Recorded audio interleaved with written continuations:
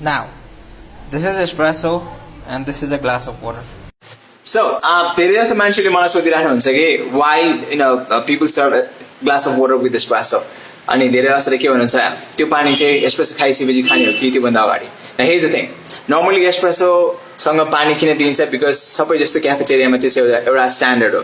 Now you need to drink the water first and then the espresso. कारण किन भन्दाखेरि चाहिँ तपाईको प्रयास जिब्रोको अथवा चाहिँ palate clear गर्नलाई चाहिँ there are a lot of things you'll be eating दिनभरिमा अथवा बिहान अथवा दिउँसोतिर लन्च गर्दाखेरि चाहिँ before drinking the coffee. So त्यसले गर्दाखेरि चाहिँ पानीले के गर्छ भन्दाखेरि चाहिँ तपाईँको जिब्रो चाहिँ क्लियर गरिदिने कामहरू गर्छ. So you need to drink the water first to figure out what actually the characteristics of the espresso is. So espresso flavors कस्तो छ, त्यसको फ्लेभर नोट्सहरू कस्तो छ, and what do you think about that espresso? So that helps out as well. So यदि कसैलाई चाहिँ एकदमै चितो भयो एकदमै बिटर भयो भने you can drink later as well. But main reason चाहिँ प्रायः जस्तो तपाईँको चाहिँ espresso खानुभन्दा अगाडि चाहिँ पानी खाने कामहरू गरिन्छ and then you can drink the espresso.